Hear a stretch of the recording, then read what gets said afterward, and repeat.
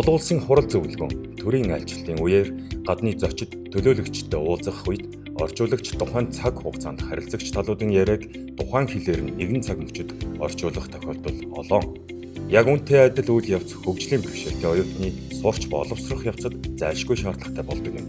Тиймээс шууд дамжуулах хөрвүүлэлтийг ихтэй сургуулиудын сургалтын хөтөлбөрт нэвтрүүлэх хэрэгцээ байна. Аман мэдээллийг хадаж бичих нь сонсголын бэрхшээл төдийгүй зарим аутизмын хамрах хүрээний эмгэг, анхаарал дутмагшил, идэвхжлийн согог зэрэг хэд хэдэн төрлийн хөгжлийн бэрхшээлд хүртээмжтэй байдлыг бий болгож байгаа маш чухал хөрвүүлэлт юм. Шууд дамжуулах хөрвүүлэлт нь аман яриаг нэгэн ижил цаг хугацаанд амьдаар буулгаж дамжуулдаг.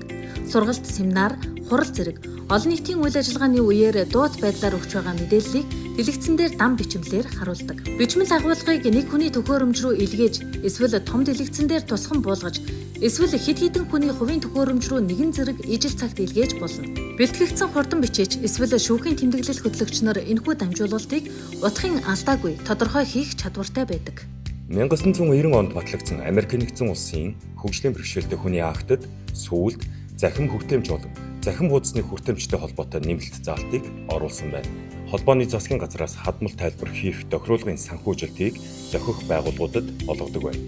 Уг санхүүжилтийг авсан байгууллага хөгжлийн бэрхшээлтэй нэг ч гэсэн хүн уг тохируулгыг хүссэн тохиолдолд заавал тохируулгаар хангах үүргээ хүлээнэ. Америк нэгдсэн улсын үндэсний шүүхийн тэмдэглэл хөтлөгчдийн холбооноос зөвлөснөр бол шууд дамжуулалт хийх бичээч нь сургалтад хамрагдаж батламж авсан байхаас гадна шүүхийн тэмдэглэл хөтлөж байсан дуршлагатай байх хэрэгтэй гэсэн шалгуурыг тавьдаг. Энэхүү шалгуур нь бичээч минутад 225 хүртэл үгийг үнэн зөв шивэх чадвартай байх ёстой байдаг. Зарим хадмал бичвэр нь утгажилсан байж болдог тул шууд дамжуулалтын бичвэр нь бараг бүхэлдээ үгжилсэн байдаг. Нэгэнтээ 99% үнэн зөв байдлыг хангаж чадсан сайн бичвэрийг бүх нийтэд хүртээмжтэй байлгах үүднээс чөлөөтэй дамжуулснаар мэдээллийг хүлээн авч тухайн мэдээллийг өөрийнхөө ухан ойлгох боломжийг нээлттэй үлдээж байгаа юм а.